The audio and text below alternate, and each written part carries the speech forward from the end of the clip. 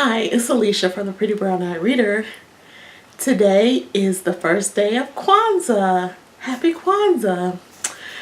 I was challenged by Najiri from Onyx Pages to do the Kwanzaa challenge. It is a challenge that she has originated, and it is to celebrate the 7 principles of Kwanzaa. I was not familiar with Kwanzaa at all because it's not something that I have ever celebrated, but I'm always willing to learn something new. And so when she asked me to join the challenge, I was grateful to do so. The main thing of the challenge is you don't have to read anything that is outside of your reading or anything new required. So that was one of the things she wanted to make sure to do. So for me, I decided to talk about books that are on my TBR for 2018.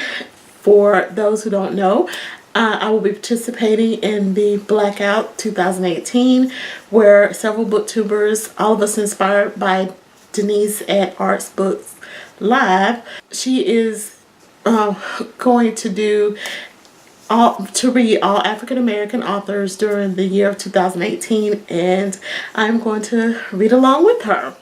So I have put together my TBR, and it is on my Goodreads account. So there's a bookshelf that's called Black 2018 BookTube Black TBR, and you are more than welcome to see the types of books that I plan on reading for 2018. So let's just jump into what the 7 principles are. Each day has a different principle because Kwanzaa runs from December 26th through January 1st, and that's 7 days, and each one of those days has a separate principle. So today's principle for the first day is Umoja, and that stands for unity. And what I plan on reading that shows unity is Atlanta Noir, and that is edited by Tayari Jones, and it is a collection of different stories from authors around Atlanta that showcase the various neighborhoods in Atlanta. The majority of the writers in the Atlanta Noir book are African American, so I plan to read all of the authors that are African American within this collection. And well, one of the reasons is I'm from Georgia, so something about Georgia I am keenly interested in. And to me, it shows unity when a whole bunch of writers can come together to highlight a project and lend their voice and not be showboating, but just glad to put their work into a collection. So the second principle is Kujichagulia, and that is self-determination. And for that, I plan on reading No Excuses by Derrick Coleman. And Derrick Coleman is an NFL player who is deaf. And for a sport that takes a lot of audio, it's a remarkable feat that he's able to participate in professional sports at the level he does. He's a member of the Atlanta Falcons at the moment. Rise up. And previously he had played for the Seattle Seahawks, so many people may know him from that. And so it shows a lot of self-determination to be able to overcome adversity to reach the professional level that you want to. And so I want to read his biography, No Excuses. The third principle is Ujima, and it is collective work and responsibility. And for that, I actually have a copy of the book. During 2018, I would like to reread Having Our Say, and it's by the Delany sisters.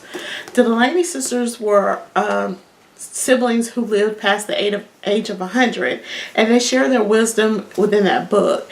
And so with so much going on now, it's very, to me, it'll be very enriching to go back and read their story, because they were born during Reconstruction and they lived up until 2000 and something maybe. So they had like a whole wide history that they were able to participate in.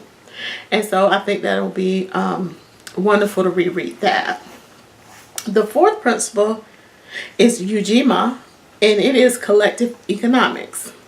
And for that, I plan on reading Miss Jessie's Natural Millionaires by Miko Branch. Miko and her sister TT successfully created a multi-million-dollar business called Miss Jessie's. And in that book, Miko, she shares what it took for them to get to that point, and I want to read that to see what inside of them was able to they could create that business. The fifth principle is NIA, and that stands for purpose. And I plan on reading Higher is Waiting by Tyler Perry. In this book, Tyler talks about people being able to pull themselves up from their circumstances and be able to walk into their purpose. So I thought that was a very fitting book for this principle. The sixth principle is Kuumba, and it stands for creativity. And I plan on reading Loving Donovan by Bernice L. McFadden. I found this book at the thrift store recently, and Bernice McFadden is probably one of the most creative writers I've ever read, and I love the way that she can spin a story. And so what better way than to celebrate creativity by reading Bernice L. McFadden.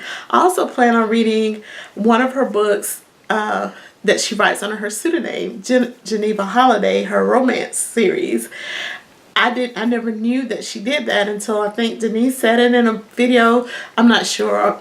But during that conversation, I was like, you know what? I need to see what she says on the romance front too. So I actually plan on reading 2 books by her, Loving Donovan, and one from her Geneva Holiday series. And the last principle is Imani, and that stands for faith. And I plan on reading the Autobiography of Malcolm X.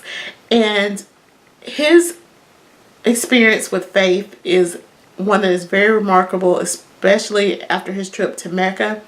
So it's a book I've always wanted to read, and so I plan on reading his autobiography. Cal from Cal Lewis also suggested that I read another book about his life, and so I actually have both of those on my TBR, but I know I want to read at least one, and I hope to start with the Autobiography of Malcolm X.